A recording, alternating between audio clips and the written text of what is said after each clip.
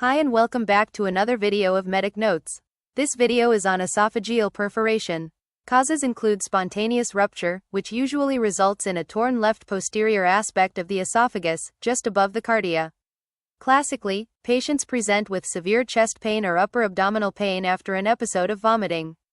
This may lead to cardiovascular collapse. Clinically, there may be subcutaneous emphysema. Chest radiography typically shows a pneumothorax, mediastinal gas, and pleural effusion. A water-soluble contrast swallow is helpful. Early diagnosis is the key to a successful outcome. Another cause is penetrating injury, which is rare because the esophagus is smaller than other vital intrathoracic organs. Resection may be needed. Instrumental perforation. The clinical picture may be less acute and dramatic than with spontaneous rupture. However, mediastinitis usually develops. Mediastinitis is a dangerous condition that can lead to severe systemic disturbance and cardiovascular collapse. Cardiac dysrhythmias are common. Classically, mediastinal crunch may be heard with the heart sounds. This shows the typical sites of perforation during endoscopy. For diagnosis, early diagnosis of esophageal perforation reduces the risks of complications and mortality. A plain chest radiograph can show pleural effusions, pneumomediastinum, and subcutaneous emphysema in up to 90% of patients, but can also be normal if taken early. A contrast study remains the gold standard in diagnosis of esophageal perforation. CT is useful when perforations are difficult to locate or diagnose.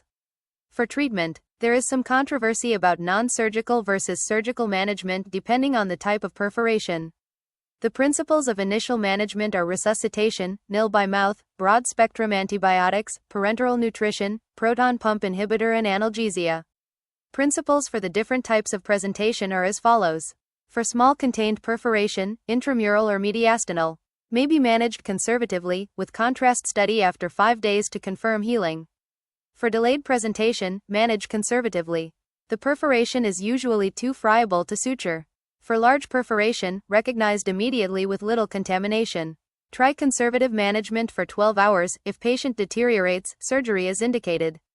For Boerhaave syndrome where rupture is induced by vomiting, early surgery is recommended because there is usually massive contamination.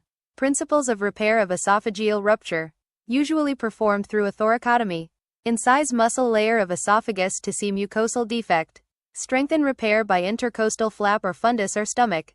Excise any abnormal strictures. May proceed to excision of esophagus with delayed or immediate reconstruction. If so, a gastrostomy for feeding should be considered. Other techniques. Esophagus is closed around a T-tube placed in the perforation and brought out through the body wall. Remove the tube several weeks later. A covered stent can be inserted endoscopically. And endoscopic placement of fibrin sealant.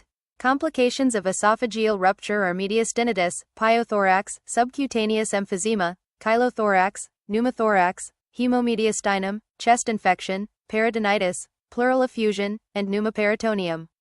That's all for this video. Thank you.